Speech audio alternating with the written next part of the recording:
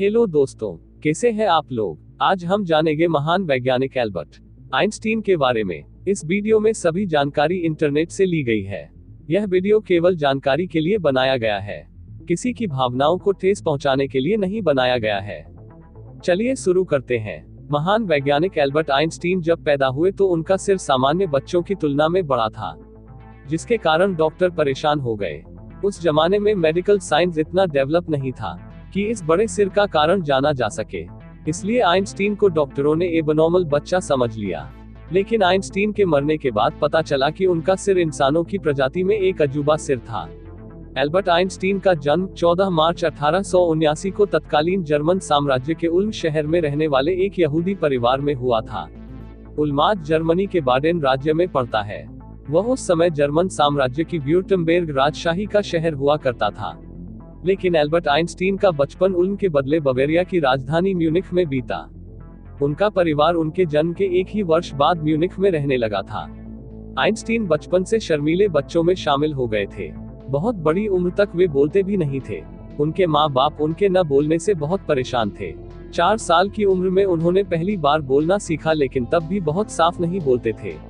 उन्होंने 9 साल की उम्र से बोलना शुरू किया। उनके पहली बार बोलने का किस्सा भी काफी दिलचस्प है।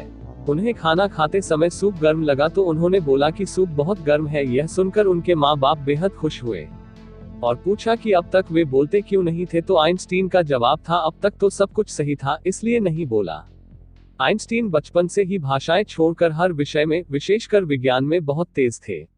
विज्ञान की किताबें पढ़ पढ़कर स्कूली दिनों में ही आइंस्टीन सामान्य विज्ञान के अच्छे खासे ज्ञाता बन गए थे। जर्मनी के अलावा वे उसके पड़ोसी देशों स्विट्जरलैंड और ऑस्ट्रिया में भी वहां के नागरिक बनकर रहे। 1914 से 1932 तक बर्लिन में रहने के दौरान हिटलर की यहूदियों के प्रति घृणा को समय रहते भांपकर एल्बर्ट आइंस्टीन अमेरिका चले गए।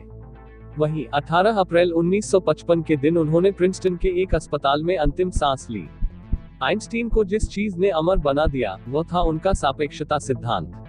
उन्होंने गति के स्वरूप का अध्ययन किया और कहा कि गति एक सापेक्ष अवस्था है। आइंस्टीन के मुताबिक ब्रह्मांड में ऐसा कोई स्थिर प्रमाण नहीं है जिसके द्वारा मनुष्य पृथ्वी की निरपेक्ष गति या किसी प्रणाली का निश्चय कर सके। गति का अनुमान हमेशा किसी दूसरी वस्तु को संदर्भ बनाकर उसकी अपेक्षा स्थिति परिवर्तन की मात्रा के आधार पर ही लगाया जा सकता है। 1907 में प्रतिपादित उनके इस सिद्धांत को सापेक्षता का विशिष्ट सिद्धांत कहा जाने लगा। आइंस्टीन के मरने के बाद बिना उनके परिवार की सहमति के पैथोलॉजिस्ट डॉक्टर थॉमस स्टोर्ट्स हार्वे ने उनका दिमाग उनकी खोपड़ी से अलग निकाल लिया और हॉस्पिटल के लाख मनाने के बावजूद इसे नहीं लौटाया। करीब 20 सालों तक इसे ऐसे ही रखा।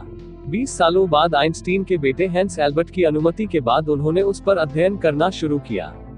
जानकर हैरानी होगी, लेकिन आइंस्टीन के दिमाग के 200 टुकड़े कर थॉमस ने उसे अलग अलग वैज्ञानिकों को भेजा गया था। उन्हें इसके लिए हॉस्पिटल से निकाल भी दिया गया था। लेकिन इसी अध्ययन में पता चला कि साधारण लोगों के दिमाग की तुलना में आइंस्टीन के दिमाग में एक असाधारण सेल संरचना थी।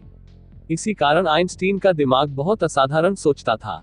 आइंस्टीन की आंखें तक एक बॉक्स में सुरक्षित रखी गई हैं। ऐसे महान वैज्ञानिक एल्बर्ट आइंस्टीन के लिए एक लाइक तो बनता है।